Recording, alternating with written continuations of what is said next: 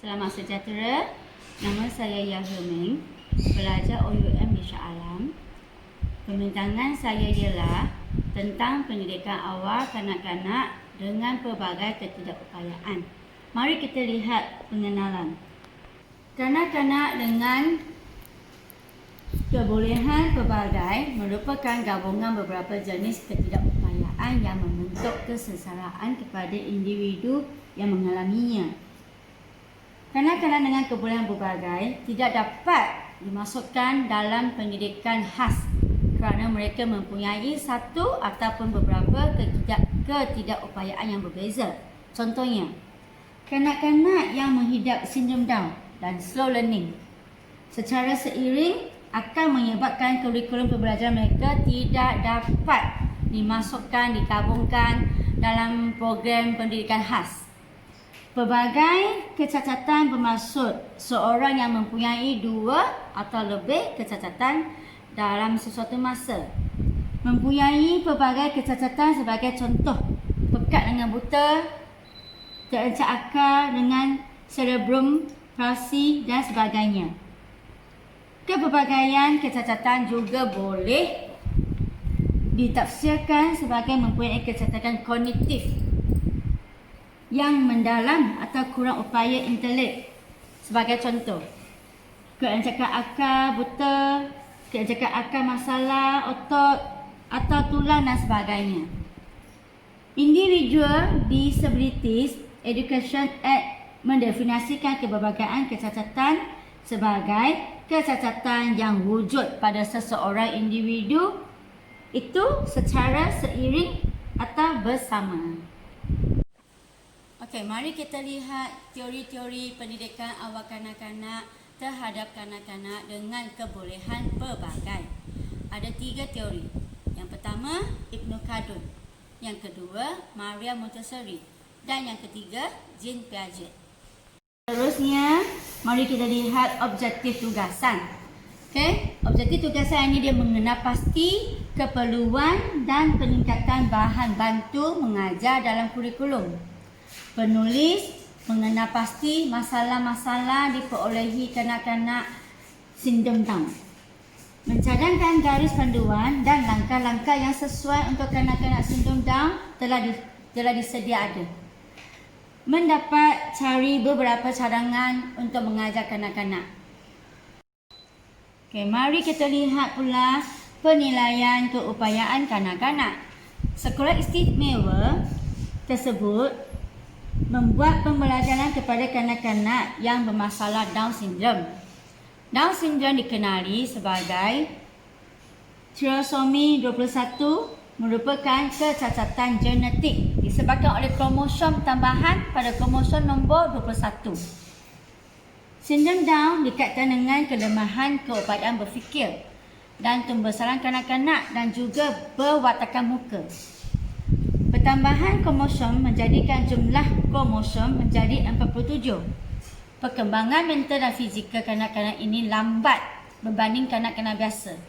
Semua kanak-kanak sindrom Down ini hampir serupa wajah.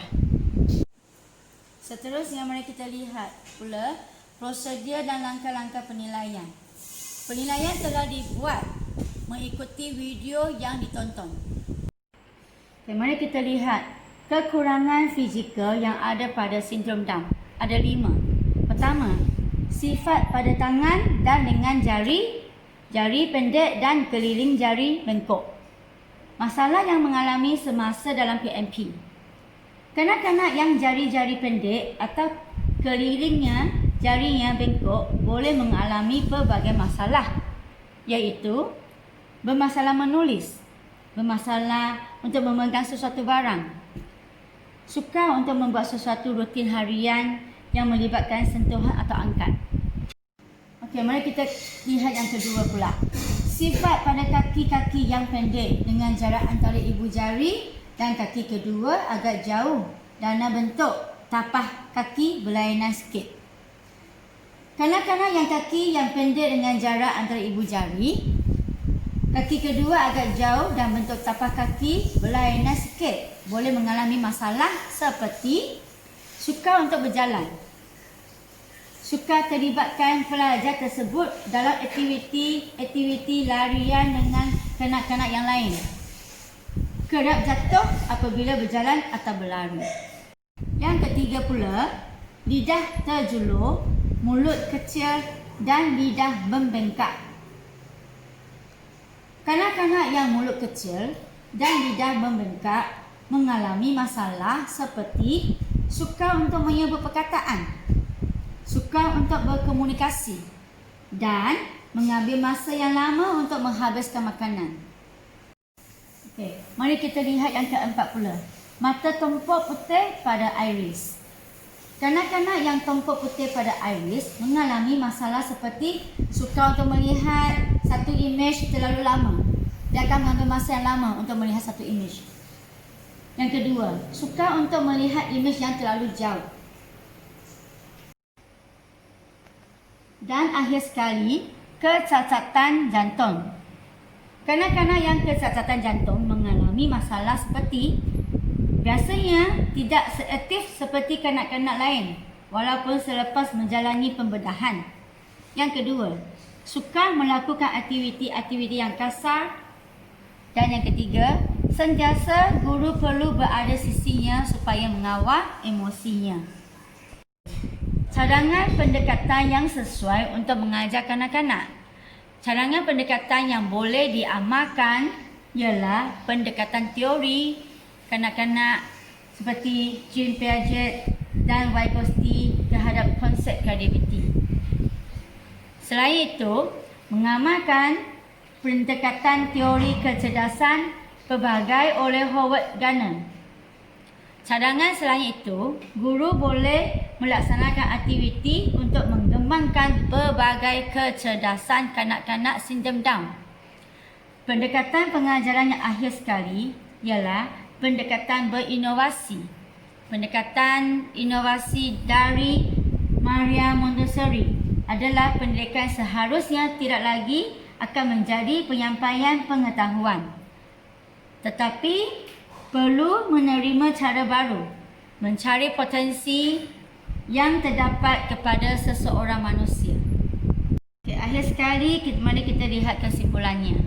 Kesimpulannya, pendidikan khas penting kerana ia meliputi aspek fizikal, mental, bahasa, sosial, moral, emosi dan agama walaupun kanak-kanak berkurang upaya.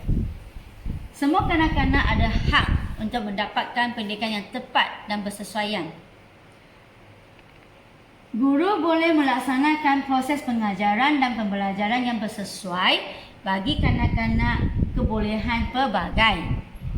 Guru seharusnya lebih kreatif dalam melaksanakan proses pengajaran dan pembelajaran agar murid sindrom Down dapat memahami sesuatu konsep dengan lebih jelas.